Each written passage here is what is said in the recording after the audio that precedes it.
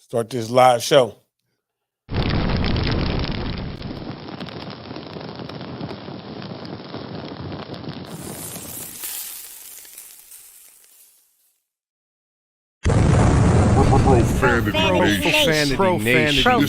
Profanity Nation. Yeah, it's the new era of man for some old school fans with a new school brand. We got money on the mic with the plan in hand. And Stat Pat to his left, they go hand in hand. And to the right, we got Simpster, he putting it down. It's the Profanity Nation, we running the town. Yeah, It's the Profanity Nation. Profanity Nation. Hey, welcome to the show. Welcome to the Profanity Nation podcast, where we are the voice of the professional fan. Oh, man, what a big weekend. What a big news weekend for NBA basketball and free agency. Before we get there, I can't wait, by the way. Let's get started. My co-host, Mr. Money Mike. How you doing? Man, it's been crazy week. I'm ready to get this going. Let's do it. You ready? NBA free agency. Okay. So you see Stat Pat, he is on holiday still. He's enjoying it with his family. We can't blame him. We'd like to first start off and wish everybody a happy July 4th coming up. That's tomorrow. This could be huge. Enjoy. Be safe. Keep all your digits. Keep all your hands. Keep it safe and sane. But enjoy and party, that's for sure. All right. We have a special guest today. We have a special guest, and you all know him. He does not need an introduction, but we will introduce him when he gets here. But you guys all know him as Big Baby Jonathan. That's right. He's here. He's going to be with us. But as usual, you guys all know, you know exactly how this gets going. We start the show with Marco Nunez. Marco Nunez is the former athletic trainer for the Los Angeles Lakers. He is the guy. He hits us up with all of the injury reports, lets us know. And as you know, as a Laker fan, we have enough of those. So he lets us know where we stand and so forth. But let's get going right now. Let's bring Marco on. Marco, are you with us? There he is. I'm here. How you doing? Happy 4th of July. Man, Happy 4th, Marco. You, Marco. How you doing, Marco? Do well. Cool. Hey, so I wanted to ask you about our former Laker, Lonzo Ball.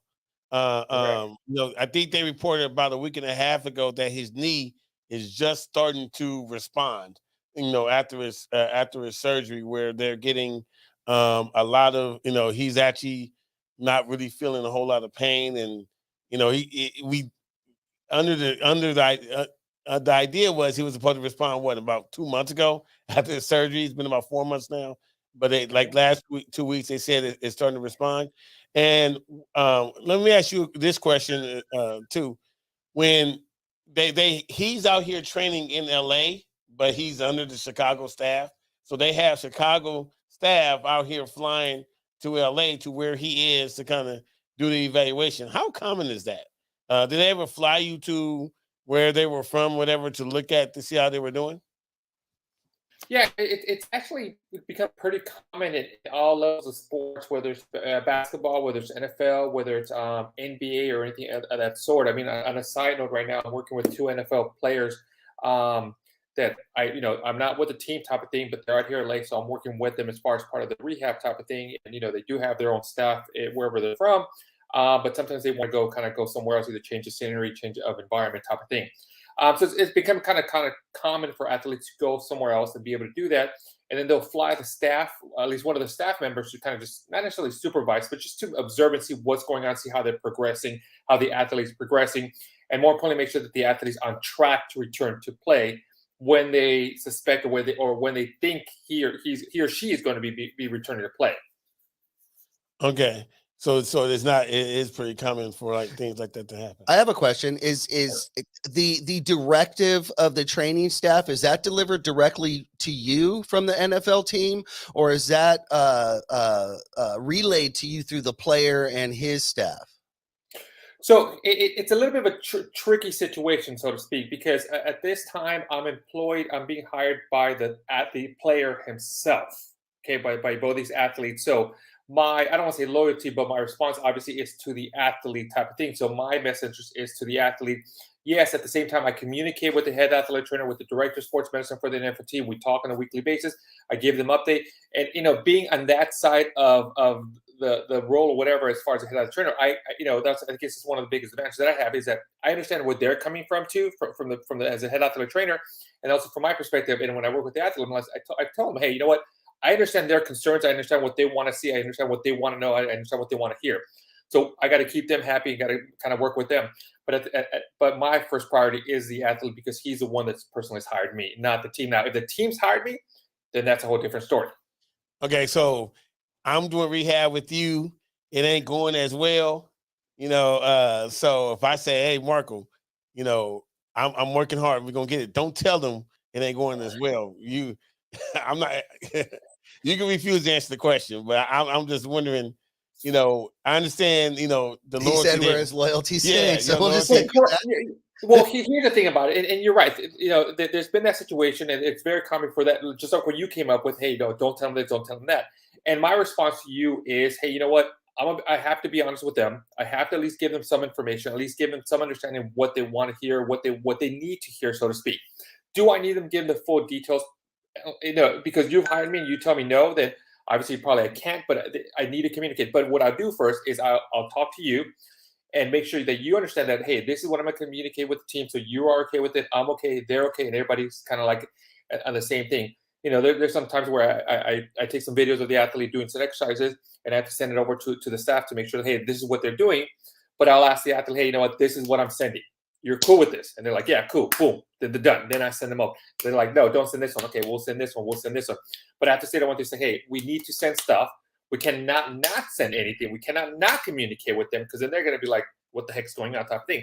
And like I said, because I've been on the other side of the fence when I was the head athletic trainer and I've had to communicate with people, with personal trainers, I understand, where they're coming from and I understand what I'm coming from. And I think that's one of the huge advantages that I have, that I've been on both sides. So I know what they need and I know what we need to do. Absolutely. I have a question for you related to our hometown Lakers here. Okay. So there's a lot of rumors swirling about the whole Kyrie Irving and all of that good stuff. And it's not Kyrie that I'm asking about.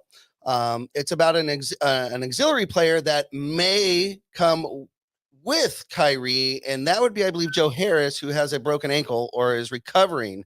But I know is recovering from injury, and they'd like to offload that contract, which makes sense. Most teams try and offload bad contracts.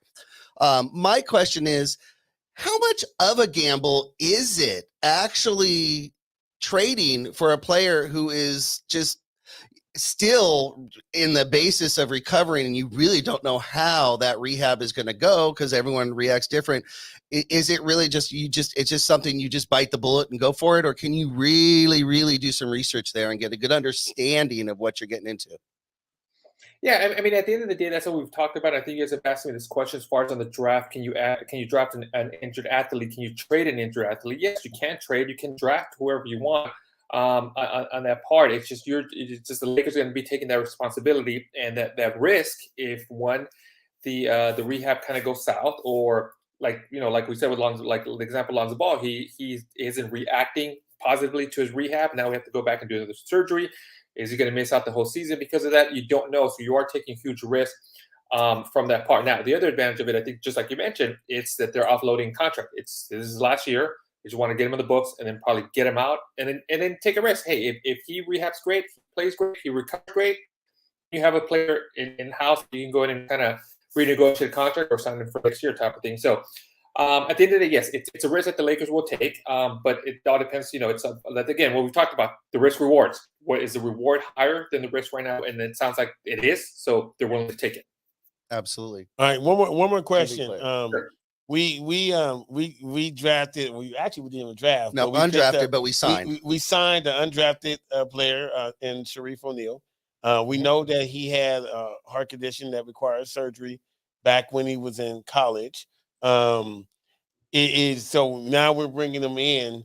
Do we, he's had a full bill of health, when he went over to LSU. Do we look at that and just go with that, or do we reevaluate him before we start to try to, get him going and and on the team? No, even though he's had a clean bill of health and he's been already pre-approved or has passed while he was at LSU, Lakers should have, and they probably did do a full the medical staff, that the doctors, the full range of exams and tests on him to make sure to give their stamp of approval. They're not that the LSU doctors are there's nothing wrong with LSU doctors, but it's not like you're going to take the word of the LSU doctors. I'm sure they've done a great job, but the Lakers physicians have to do their job. They have to run him through the ringer, so to speak, and put him through all these tests to make sure that they approve and they see that they don't see any risk or any potential risk for him being able to play basketball in the league. So otherwise, if he's already in the court, that means that the physicians have pretty much given their stamp of approval. And follow-up question. You're not really involved in any of that. You just let me know if he can play or not, right? Because you're not. Oh no. Obviously, you're not a heart surgeon or anything like that. So yeah, you depend on them to tell you he's okay. Correct. So the way it operates, my job as a head athletic trainer was to basically compile and collect all the medical information that he's had over the years. And then, so any EKG exams, any stress tests that they've done, all the surgical notes, all the rehab notes, anything of that sort. I'll sit through the rehab notes. I'll sit through my portion and see if I see any red flags. If I see any red flags, I highlight it. And then, and all those tests that we've done, I provide that to a physician to say, this is what I've seen. Then they take it from there. They see what they see. And then they go ahead, they give their stamp of approval. Same thing as far as, let's say, something simple as a knee surgery. If players had an ACL reconstructive surgery, I go through their whole entire rehab protocol. How long did it take them to recover? Was there any swelling? Was there any side effects? Was there any setbacks, so to speak, type of thing on that part from my aspect? Then the physician will look at the MRI exam. They'll look at the X-rays. They'll look at CT scans. Anything that said, see if they see anything that's still red flag on that part. If they don't, then they'll go ahead and give them a grade. And then based on that grade, then the Lakers will decide whether they want to sign him or not. Now, they can give him an A grade, a B grade, a C grade, a D grade, or even an F grade. And even if you give him an F grade, they can still sign him and bring him on board if you want. But ideally, you want to step up in the A, B, or C area. I have one more question, then we'll let you go, Marco. Is there any, obviously, this is a huge expense for teams to do this research on these potential players. They're not even their players at this point. Is there any, are there levels to this? Meaning that, hey, if we're, if this is a unsigned player, we're only willing to investigate this far and we'll just take the word for it. If this is a first round draft pick, we're going to run the gamut. Or is it all it's all the same? It doesn't matter what level, G League, two-way player. Are there levels to that? I think it's the levels are based on the money that's being provided and the number of years of contracts that they're being provided, type of thing. And yes, if you're looking at it as a first-round athlete, yes, you're going to pretty much roll out the red carpet and do every exam that you could potentially do, every research you can do, type of thing. I mean, I've gone to the place where I've had to go on social media, and because a lot of athletes nowadays post on social media how they're doing the rehab, and I had to follow athletes. I've gone on their Twitter accounts, their Facebook accounts, see what they're doing, where they're doing stuff like that, the rehab, who are they doing rehab, what stuff like that. I got to do my research on that end. But yes, if it's a lower, I don't say lower end athlete, but a lower round, second round, or maybe just a non-draft guy athlete, and they're not going to give him a lot of money, and it's only going to be and more importantly, is it a non-guaranteed contract? If a player's coming in with a non-guaranteed contract, they're more likely to take a higher risk on the athlete because they know by a certain date when they have to, kind of lock in the contract, they can decide, what, no, we don't want it. We tried it, didn't work out. You're ready to roll. We'll go somewhere else. Excellent. Marco, thank you so much for joining us. We know you're super busy, especially on this holiday weekend. Can you please let all our followers and listeners know the best way to keep up to date with what you've got going on? Sure. If you guys have any questions regarding sports medicine, injuries, recovery, or anything like that sort, feel free to DM me on my Instagram at Marco A. Nunez 17, or please subscribe to my YouTube channel at Evolve Athletic Performance. Sounds great. Thank you, Marco. All right. Happy 4th of July. Hopefully everybody keeps their fingers this weekend. Keep it safe and sane. Exactly. Thank you very much, Marco. All right. So great information. Looks like, if Sharif is playing, then he's healthy. Right. Yeah. So that's what we have to go off of. Yeah. Let's stick with. We gotta see if he's any good though. Well, that depends on something different. But let's go ahead and stick on the Lakers subject here. We have a guest that needs no introduction, but we will introduce him. Big Baby Jonathan is in the house. Let's bring him on. Big Baby Jonathan of the Big Baby Jonathan Sports Podcast. He looks like he's frozen. Hopefully he'll get in here real soon.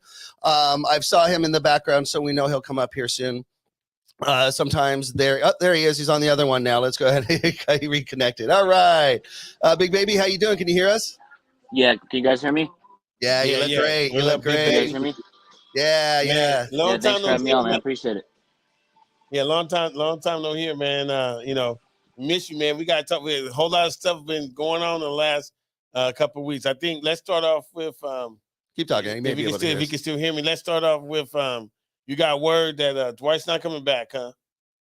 Sounds like he's gone. Okay. Okay. So if you didn't hear when he gets back, Big Baby Jonathan, he has a media relationship with Dwight Howard, and Dwight Howard supposedly broke to him that the Lakers are not interested in bringing him back, so that he will not be coming back with the Lakers. And here we have him again. Hopefully he stays with us on this internet. Can we bring him back in? Looks like he's there. Big Baby, are you there? Can you hear us again? Yeah, can you guys hear me? Yeah, hopefully we you hear stay you. on. No yeah, problem. what's going on? Yeah, what's going on? So as Money Mike was saying, please go ahead. Yeah, so Big Baby, you kind of broke the news, or I heard it from you first, and put it like that Dwight said that the Lakers aren't interested in him in this season. Yeah, he told me Lakers are not bringing me back because I hit him up and, hey, what's up, bro? How you been? And he said Lakers are not bringing me back. And I broke that story before even anybody else did. Yeah, absolutely. Oh man, yeah. I think he would have been a kind of intricate piece in what we're trying to do because, I've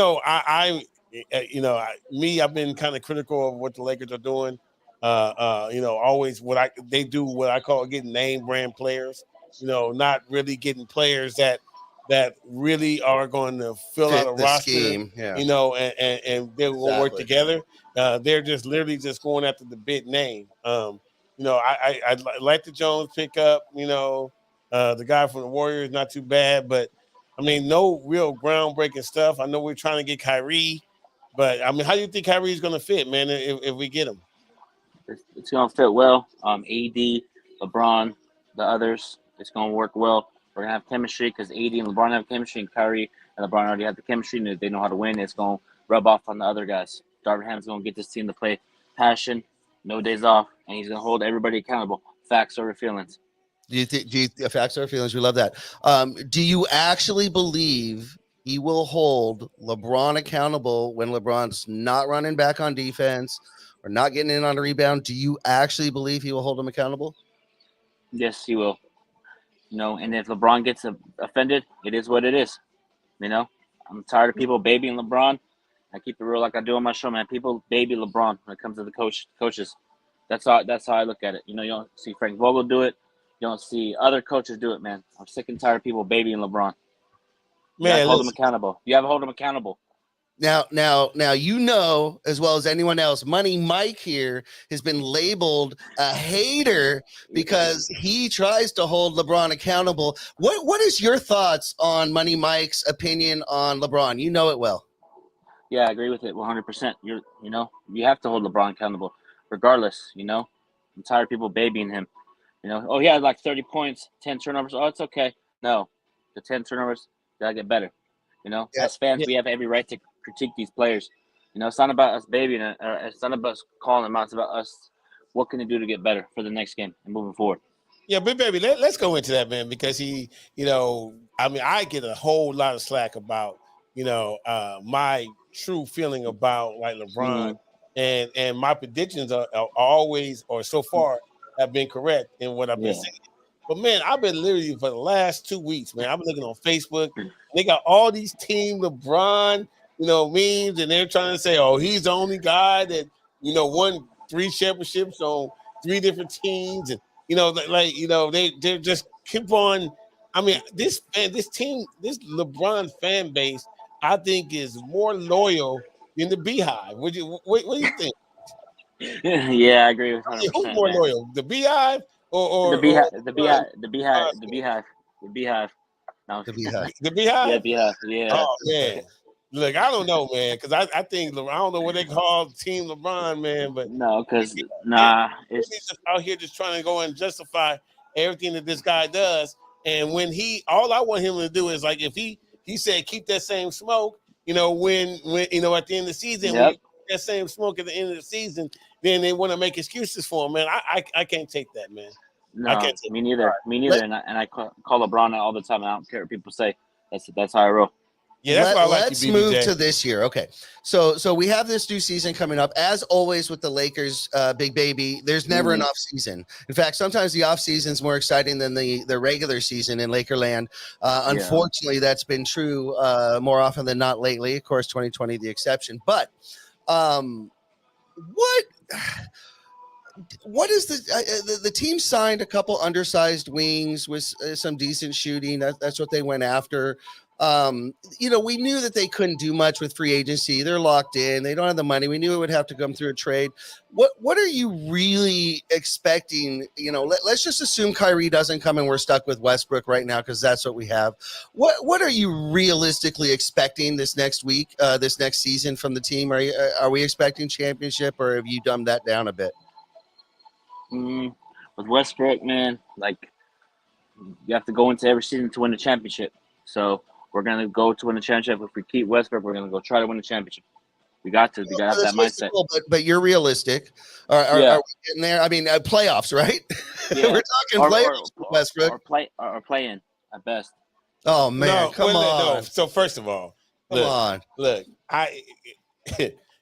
playing. I mean, that is just so disgusting to me when they have this guy, called LeBron, and and the narrative behind him is, everybody, wants to put LeBron in his GOAT, conversation, right? Mm-hmm. And they always was just saying it, before like the last 3 or 4 years. Oh, he could go to any team and they'll make the finals. You know what I mean? Like they hype all that stuff up. Man, look, we got to be better next year than playing. You know what I mean? We have to be a contender team, top 4. Like, right? Shouldn't it? I mean, because it should be championship or bust. With it, like especially Lakers should always be minimum top 4 is what you're looking for. You're looking for home court advantage in the first round period. Not that they need it, they don't, but they should be performing on that level.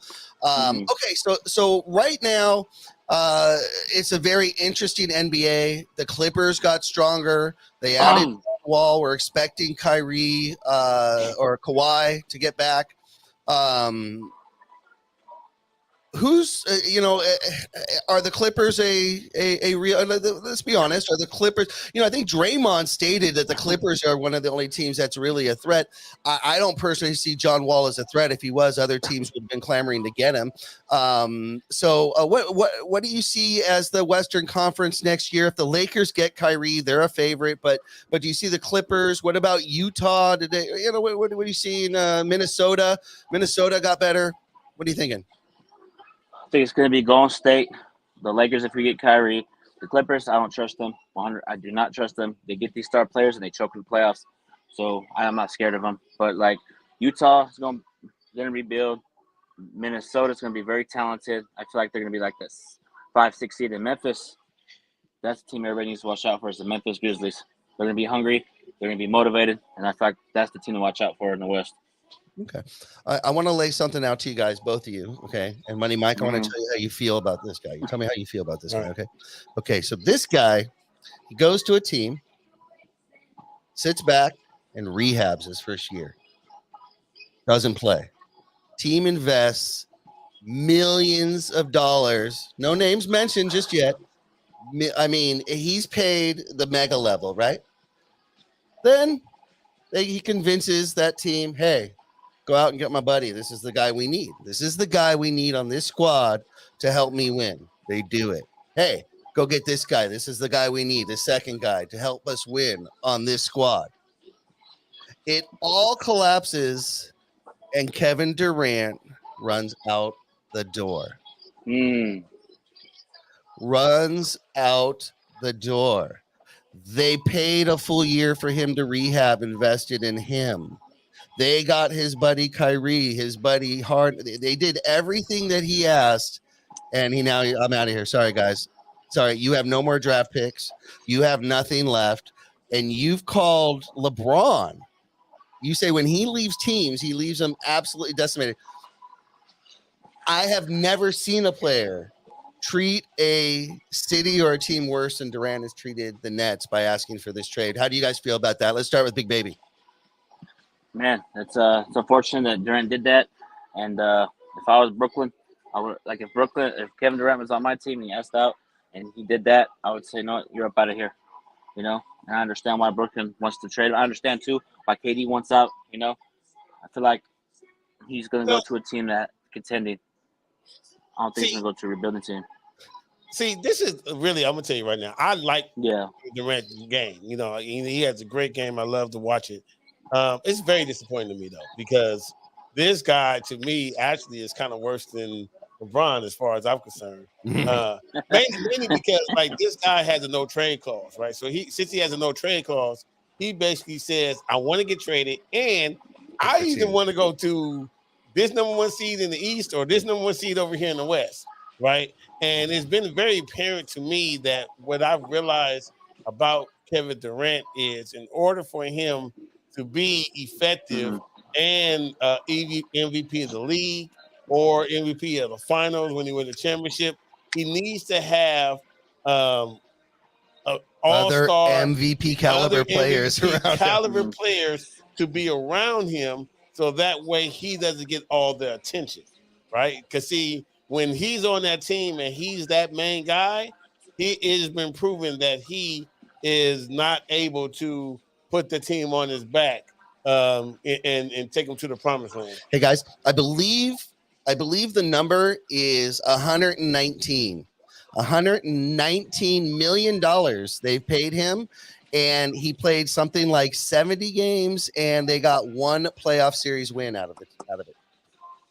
Yeah, I mean, it doesn't make sense. Like, I'm kind of disappointed in, and he's jumping ship now, Kevin Durant. And look, like I said, there's a whole lot of team LeBron people, and one thing that I did see on there, and it's true, LeBron has paid out his contract. When he's forced to trade or whatever, he has paid out his contract. Yep. So it's been free agency. So come on, Kevin. I like Kevin Durant game way better than LeBron. But what he's doing over there, and look, if I'm Brooklyn, I'm telling y'all right now, if I'm trading Kevin Durant, I am gutting your team. You know what I mean? I'm getting Booker. I'm getting the number one team is not going to be the number one team anymore because they're not going to have the pieces. Right. I want everybody on that team just left with KD. And you always can make that work with that contract. Like anybody you want is all right. So I have a question for you guys. Okay, even with all that, he's obviously an extremely talented player. Would you trade our Laker assets for Kevin Durant? Would you trade AD straight up for KD? The younger KD, yeah, but not this KD. Really? Okay. So I'm going to say right here that would be a fool to not do it, except for the fact, and you might say, well, he's on a 4-year contract, so that's a great trade. No, he'll just ask for a trade. He'll just demand it and he's out. So he's not loyal. He's not going to stick it out. I think that's the sticking point for most squads is why am I going to trade long-term assets, even though he has a 4-year contract? He can demand a trade. And then, what good is the contract anyways? You got a player who's not going to show up or not want to commit. It don't matter at that point. Look, I just don't want the drama that come along. Like, do we want Kyrie then? Well, I mean, right. Like, that's my only issue. Like, with Kyrie, like, did he really squash this whole beef that he had with LeBron? I mean, that's squashed. I don't know. Like, that's called a big slice of humble pie. Go ahead, big baby. Kevin Durant, man. He runs from the challenge. When the situation goes tough, he wants to get out of town. You never saw Kobe do that. You never saw Michael Jordan do that. Hold tight. No. My bad. Go ahead. Kobe requested a trade when it was going bad. They kept him. No, but see, Kobe requested a trade, and had they gone through with that trade, he would have been gone. Now, wait a minute. Bus said, I'm not doing it. But no, wait a minute. That's not true. I mean, Kobe did request a trade, but the reason why Kobe requested a trade is because they promised Kobe something prior to that, and they reneged. It just is what it is. He did request. So well, Kobe said, "Listen, he did. Kobe did request, but the only reason why Kobe requested was because they said, okay, hey, Kobe, they all got reasons, my man. We're gonna look to make a championship team." And then Kobe sat there and saw them deliberately not doing that. Bring him Chris Mim. Right. Absolutely. So they told him, you know what, you're right. We did promise you something, and we're not doing it. And Kobe said, look, that's why I wanted to trade. It's way different than anything else. All right, we got a lot more to get to, but what we're going to do, we're going to take a break really quick. We're halfway through the show, so this is perfect. We're going to go ahead and take a break. Big Baby, you're not going anywhere. You're going to stick with us to the end of the show, so we've got a lot more to cover. We'll be right back. Don't go anywhere.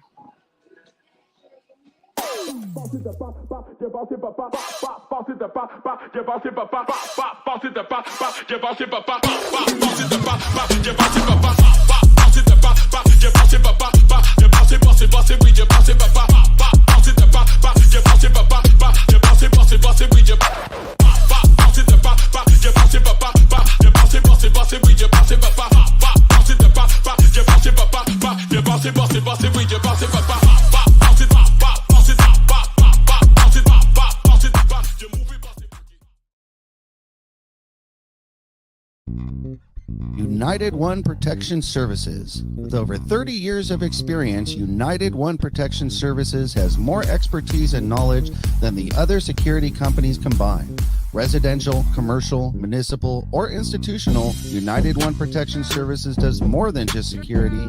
We protect your livelihood. United One Protection Services.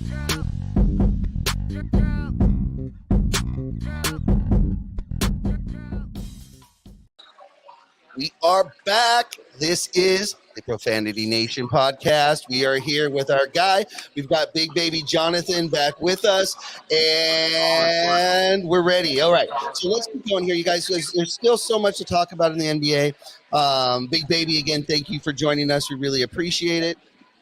Yeah, most definitely. No problem. Now, some of the other teams that they're talking about, I mean, I guess what Kevin Durant requested, the Suns and the Heat, right? Right. Yeah. Okay. So the Suns, they're not parting with Booker, and that's what it would take to probably make that happen. It's not going to happen. So where do we see Kevin Durant, or how do we see this ending here, Big Baby? I think he's going to end up in Phoenix. DeAndre Ayton's going to go to Brooklyn with Cam. What was the other dude's name? Not Bridges. But yeah, Mikal Bridges and a hell of picks, and they're going to get this done. You know, I think Brooklyn at this point, they're done with him. They don't want to bring him back. At this point, they just want to start fresh. And I get it. It's a business, because Rudy Gobert got traded. They've been absolutely demolished with the picks that they gave up for the players that Durant wanted. So, when they gave up to all those picks for Harden, that pretty much ate them. Now let's just look at this. Okay, let's just put this out there. Okay, they gave up a ton for Harden, and Houston now has those picks. They have the Nets picks, I think, all the way through like almost 2029 or something like that for the next foreseeable half decade or so. And now the Nets look like they're going to be in rebuilding mode. So they will not have a good record. Look who came out of this one. We judge these trades when they happen. And you go, oh, Harden to there. And look, oh, Brooklyn won. I don't know. Did Brooklyn win? What really is interesting to me is like, I'm trying to figure out who is actually in control of everything, right? Because is it actually the player or the organization? Because they have the rent under the contract. They could go ahead and do just like what they did with Kobe and said, no, we're not going to trade you. Yep. Like, why are we so sure that this is going to happen? And then they go work with Durant and say, listen, we're not going to trade you. You're going to play with us. We're going to work to build around you. Like, why is that not an option? For that to happen. It used to be. Right. The power switched. I don't understand why, right? I think that there should be consequences if a player sits out. I think if a player sits out and he's under contract and sits out, decides he's not going to play due to anything other than injury or whatever is acceptable, then he should also then fine. You could be released from the contract, but you're not allowed in the league for 2 years. Or until the end of that contract. So if Durant doesn't want to finish and they can't find a suitable trade, why should they have? Okay, fine. Then you're not allowed to play in the league until this contract's done. So far, see you in 3 years, buddy. Go to China and not get paid in the NBA. You lose a contract and you can't sign one. That would make you stay and go about it the right way. What do you think, Money? Yeah, I mean, I agree. I mean, because see, it's you agreed to this. Like, why am I trying to Well, here's the thing: it's two sides of the coin, right? If you keep him, then he's disgruntled, and then other players may see how they didn't give him what he wanted, so then no other player will want to sign with them. Or we could go ahead and buy into it. Now we're allowing the prisoners control the jail. So I don't, it's really hard for me. But if I'm Brooklyn, I would say, hey, Durant, I don't want to trade you right now. Call the bluff. You have no trade clause anyway.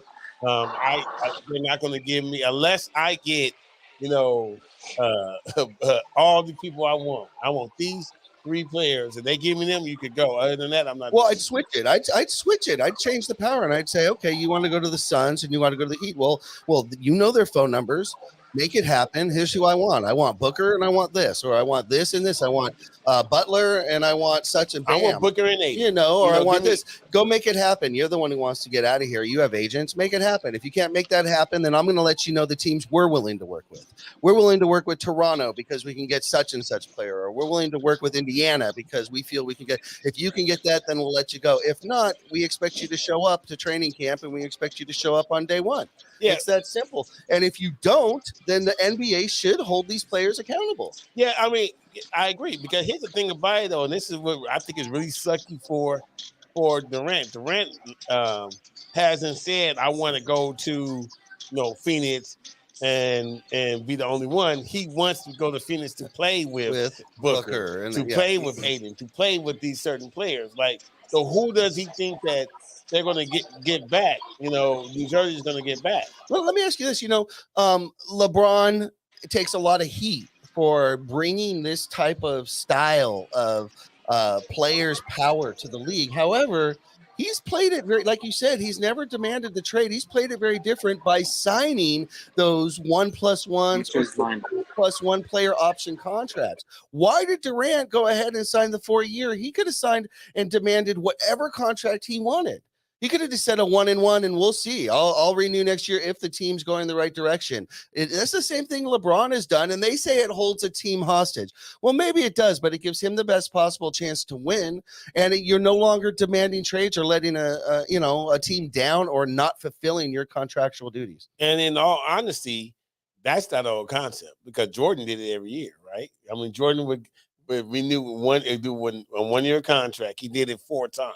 There you go. So we know that it's not an old concept at all. There it is. So, baby. Oh. You still there, baby? Yeah, I'm here. Still here. There he is. What do you think about that? I mean, again, these players sign these contracts. A lot of them don't have the type of power LeBron. Durant certainly does. He probably asked for the 4-year. Now he wants out. I just think you lose credibility. I don't know. Do you believe this will affect his legacy? I don't think so, man. I think his legacy is already cemented. He's gonna be one of the best scorers of all time, going down the list. And Kevin Durant's Kevin Durant, man, and he has like 3 burner accounts, so he'll be known for that. He'll be known for at least in my opinion, being emotionally soft, as Kobe would put it. Soft. He's not soft as a player, but certainly when he gets off the court and what people say about him, he seems to ingest that all too much and take it personally. Yeah. Well, I got into it with KD on Instagram. Me and him went back and forth, and he, me and him got into it. I told him he ruined the NBA, and he said, "I love you too." And I was like, "Why'd you have to jump ship?" He's like, "Wouldn't you jump ship if your team wasn't providing you with talent?" And he blocked me on Instagram. Oh, you got blocked on Instagram. Yeah. But okay, and that's when he was on Brooklyn, right? The team was not providing with talent. No, it was he was on Oklahoma. He was on the Warriors, and I said, "You ruined the NBA." He left Oklahoma right? to go to the Warriors. Yeah, Oklahoma City. Yeah, and it just me and him got into it. He's like, "The Lakers did it in 2001 with the stacked team." So. Yeah, but see, but look, it was built differently, Yeah. And how do you say that? Like, I just hate the culture of these new players. Like these players. Do they have culture? Is there a culture? Their culture is, they're soft. That really is like they're just These Because people they've are been just soft. catered to since they were Yeah. 17 years old. But Yeah. what I'm saying is though, when you get drafted into this league, you're supposed to make sure that you perform to the best of the ability with whatever team that you have.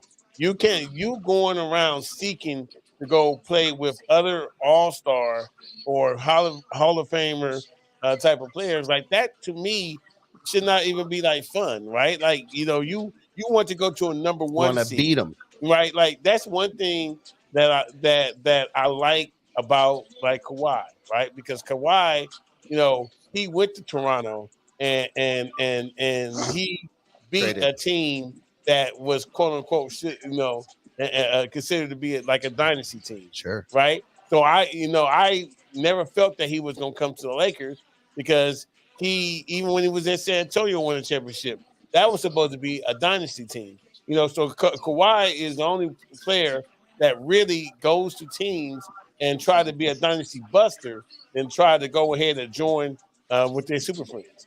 And so that's why I really respect him. For the teams that he chooses to be, and then they go and build around him. Let's move on to a different subject here, guys. I have a question. Okay, we know. Okay, the respect and admiration that Jason Tatum, a Celtic, has for Kobe Bryant, a former Laker. But I have a question for you. Is it ever okay for a former Laker to chastise or denounce or talk down to a current Laker player, former Celtic, to talk down to a current Laker player publicly? Is that acceptable?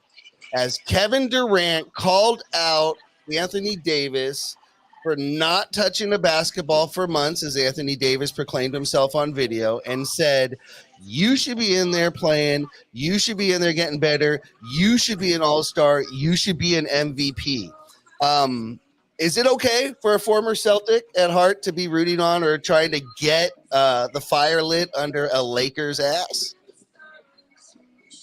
Big baby? Well, he was a Minnesota Timberwolf, so he got drafted. So he's a Minnesota Timberwolf. So Minnesota Timberwolf, former Minnesota He Timberwolf. refused to acknowledge his Celticness. Yep, I can't I stand love any it. Celtic players. Yeah, I But do you get it. respect what he was telling AD? Yes, he was getting on his ass. KG kept it real, and if KG was an assistant coach on this team, he'd be on everybody. He wouldn't be playing around either. All right. I agree with KG on that. You know what though? Here's the thing, man. I think you have to take stuff out of context, right? So when it sounds really bad that if AD says I haven't touched the ball in a month, Yeah. that sounds horrible. But hey, if he has injury prone issues and he knows that okay, I have bad knees and bad backs and whatever, bad elbows and stomachs and necks and whatever injuries, all this. If he's out there rehabbing all that stuff to make himself get stronger, so that way to the point where I'm not afraid if he falls, he'll be able to get back up, Mr. Glass, and not be injured, not shatter. And not shatter. If he's working on all those particular things, man, listen, dribbling the basketball and timing, that's going to come back. So we what has he been doing? And that's the thing that they didn't say because it's the whole. It's true. They only caught him saying, "I haven't picked up a basketball in 2 months." Right now, if he says, "I haven't worked out, I haven't gotten in shape, I haven't tried to make sure my body conditioning is great and all that," then cool. I want him to work on that. I know you can play. What I mean? You can shoot. I know you. What I mean? All that's timing. Can you make if he's been working on his body to get himself to be in shape so that way he can play? If this guy can give me 65 games, I'm asking for 65 games this Hopefully season. at the end of the season into the playoffs, right? Right, like on the back end. Back end. I don't care if he ain't never touched the ball because he did what he had to do to make it to the season for his body to be right. All right, I can't disagree with that. I like what Kevin Garnett had to say. I like his fire. I always did like his fire in the league. I just speaking about Kevin Garnett, I have the jersey. Speaking about Kevin Garnett, he won me over years ago when he was in Minnesota, he did an interview and he teared up. And they asked him, and he just said, "We're losing." They said, "Well, why are you sad?" He's like, "Because we're losing." They said, and all he answered was, "Because we're losing. We keep losing."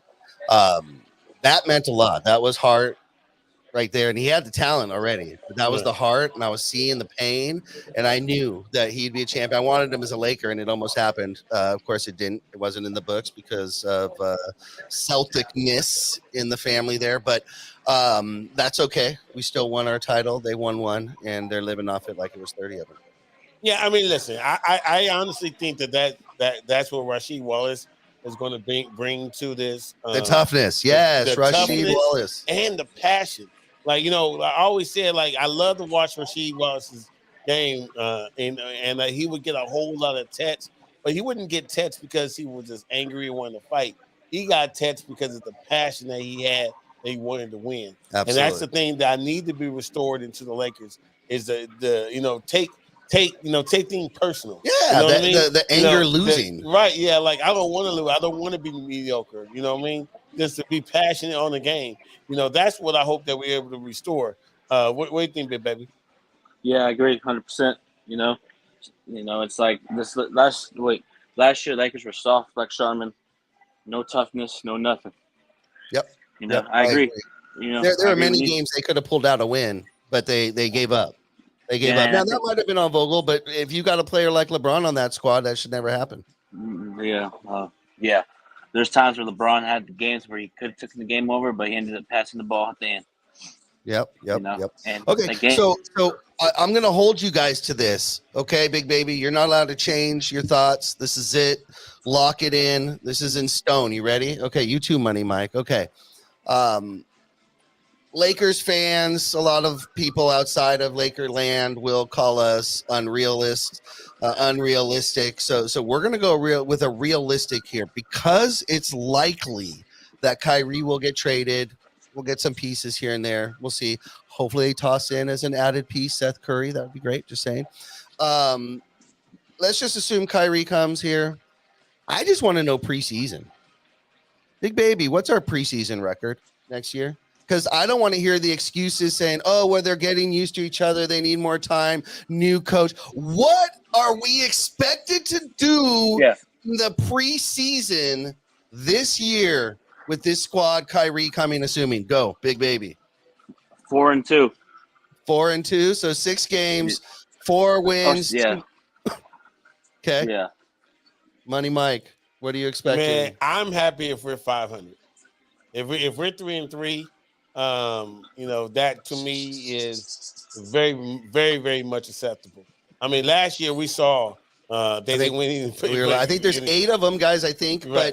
but I think we went 0-8 last year, and every game we made an excuse and said, "Well, it's just the preseason. They'll this. Oh, it's the Miami Heat squad. The Miami Heat squad didn't start winning until the midseason was the whole thing. Those guys, this and that. So I really think that I want to hold to it, and I think that regardless, if we get Kyrie, LeBron and Kyrie have played together. That shit's like riding a bike. They should be rolling out there. They have preseason. They have training camp. We should be. I'm going to go with an 8 game. We should be 6-2.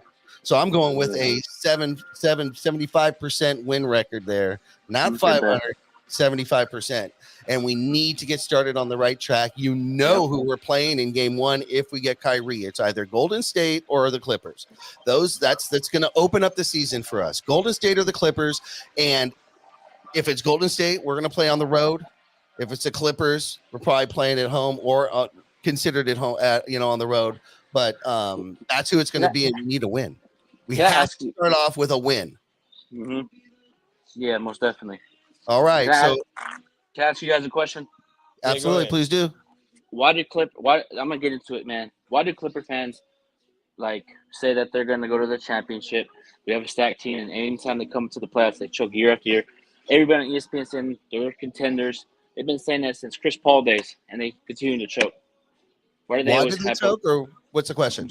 Just like why do they? Why do they always hype up the Clippers, saying that they have Kawhi, Paul George, and they got a stacked team, but when it comes down to it in the playoffs, they don't know execute. They choke. So Well, like, listen.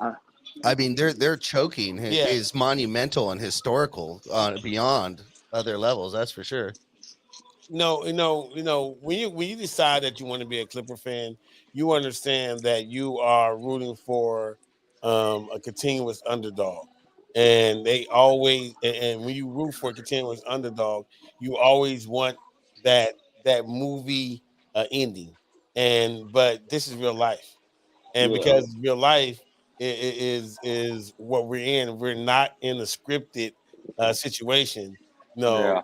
the underdog is always going to be the underdog, right? Yep. They're always going to be the little brother. No matter what. That So, doesn't excuse the historical chokes that well, team. They that choke every team year, even when they had whole. Chris yeah, Paul, but Blake it's Griffin, DeAndre different Jordan. coaches, different squads, different owners, and Yep. still the same result. it's their culture though. Like, Yep. Jeez. I agree. it's just the culture that they have. But look, I mean, I get it. Like, the Cowboys in the NFL haven't won a Fancy. Super Bowl since 1992, but every year the Cowboys are going to the Super Bowl. So And my it's- Chargers have the same thing too. What happened with Chargers, yeah. Yeah, they have a losing organization. They got great talent year after year. 14-2, losing the first round, almost go to the Super Bowl, get blown up by 20+ points. You know what I mean? Yeah. So my Chargers have a great talented team this year. But I just think I think that what that is that you have to give credit where credit's due, and Yeah. it's not easy to get over the hump and just be a good team to get to a championship squad. Yeah. And as you're going through the playoffs, the truth comes out, and you can be the best squad for a 7-game series or any one game. We all know this. But Yeah. eventually the truth comes out, and as you get further along in the playoffs, the coaching gets better, the Yep. players get better, everything slows down, everything gets exaggerated, all your flaws, and the reality is it's just not there. The question is, why do they keep getting hyped? And that's just media. And I'll throw out another example of media hype. The same year that LeBron teamed up with AD was the same year that Kyrie teamed up with KD and Kawhi and Paul George. Yet, all the heat you hear is how horrible the Lakers have done until, KD asking for the trade. All the heat is how horrible the Lakers have done. Yet in that time span, we've got a title. They've got nothing, and they're falling apart. It's media spin. Yeah, I mean, the media definitely likes to create their own story. I believe the media already knows who they want to, be the MVP of the league even before a game gets started. I think it's usually, that player that they're going to pick at the beginning of the season. The media is easy for them to do because they pick, they have the votes to be able to do that. And I think it's when situations things like that happen, the only way that changes is if somebody gets hurt or something like that. So the media definitely is going to control the storyline.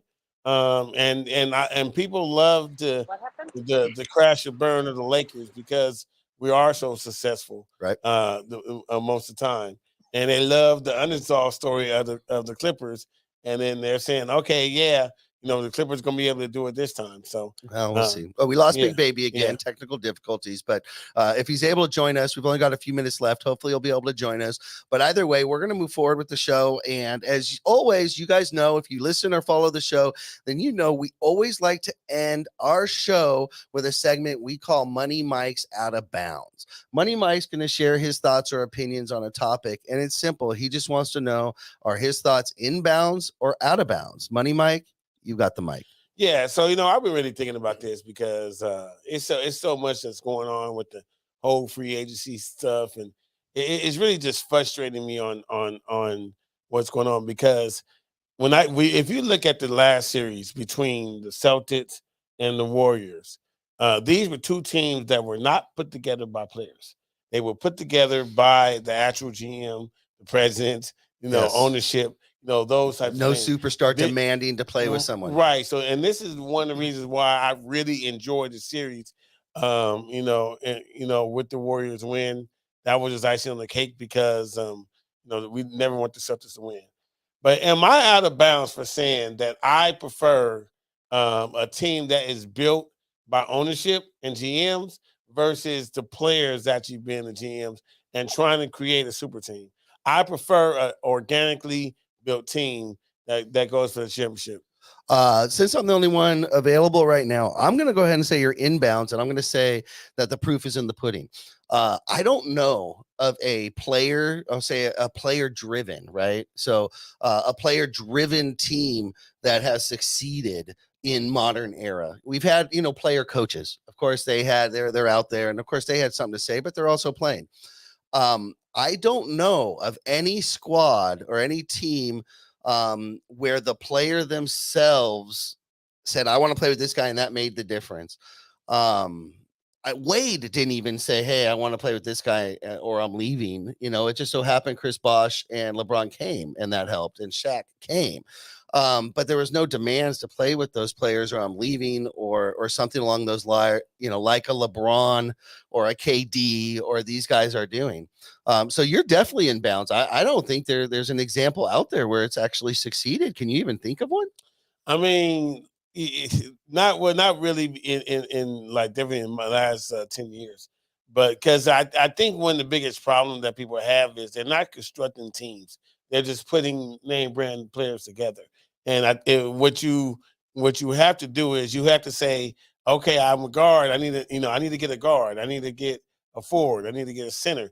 Like you can't just say, oh, let me just get these players that because they're really, really good and put them all on my friend team. or my friend. Like, yeah, it's just not going to work.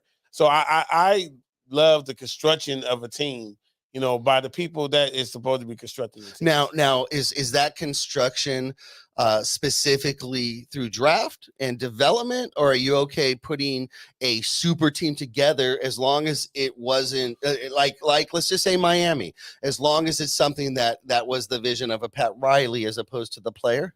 Yeah, I that's what I want. So you're okay with the super team aspect as long as it's team driven, not player driven? Well, because I think the mentality is different from the people that put the team together. Like when they put the Celtics together, they said, okay, let's get this forward, let's get this guard, let's get this center. They put the team together. Mm-hmm. Where people in their respective position go be able to go shine. Right. One of the reasons why, I don't think Westbrook is a bad player. I think I agree with Norman that he has a lot left in the tank, but I believe he's not good for our team because in order for him to be effective, he has to be the ball handler. That's all the right. Ball. And now we have LeBron. LeBron is going to be the ball handler. Yep. And so therefore Westbrook does not have a place on the team. Yep. So, that's what I'm talking about. Like, let's put together the pieces of a team where it is effective versus just the name of a player just because they're really good on this other team that they have. I agree with you. Okay, I have one last thing I want to bring up to you that we didn't mention. We have about a minute and a half left. My buddy, one of my least favorite players, he was traded. Patrick Beverley was traded from the Timberwolves in that Rudy Gobert trade. So he's now in Utah. He wasn't really happy about that. Did you see what he had said? I saw him kind of going off. Yep. He basically said, F you, Minnesota. I poured my heart out for you, and this is how you treated me. Screw you. There's nothing to do there anyways. By the way, buddy, you just moved to Utah. There's nothing to do there too. So you're not going to have too much fun. What do you think about a player basically cussing out a town and a city because they traded him? It's business, isn't it? It is, but I also think that's really funny because apparently he thinks more of himself than everybody else does. He thinks he's Isaiah Thomas now with the Celtics and deserves a video when he comes back. Right. Well, yes. Because he beat the Clippers in the play-in game. Come on, but I can say this. I know you are not a fan of Patrick Beverley. I actually like him. I love the culture that he toughened up Minnesota. I mean, he made Karl Anthony Towns, tougher. Be tougher. He made, them. So You know, he felt like that was his home. But listen, at the end of the day, Patrick Beverly, you're a journeyman. You're gonna go to Minnesota and you're gonna toughen them up, and you're gonna be just fine. And man, at least they got a mall in Minnesota. Like, I mean, dude, I'm telling you, he said there's nothing to do, Yeah, right. and they just shipped his ass to Utah. So Right, like yeah, you're about to figure some shit out right really there. Ain't nothing to do with it. You were about to figure some out. Ain't nothing to do with it, All so. right. Well, Big Baby never made it back on, technical difficulties, but that's okay. He made it through most of the show. So we'd like to thank him. Be sure to follow Big Baby Jonathan on Twitter and so forth. Just type it in. You'll find him. He's the only Big Baby Jonathan out there. Thank you to Marco Nunez as always. We'd like to thank our producer, Dwan, always helping out, making a big difference here. All our friends, Security One, United Security One. Boop, Yeah, boop, boop. yeah. United One Security. Got it. Shout out to United One. United Perfection One. Services. There we go. Got him on the hook. We're in there. Be sure to look out for new shows on Infinity Studios channel coming real soon. And we will be back next week with the Kyrie is now a Laker news. Probably, but we'll see how that goes.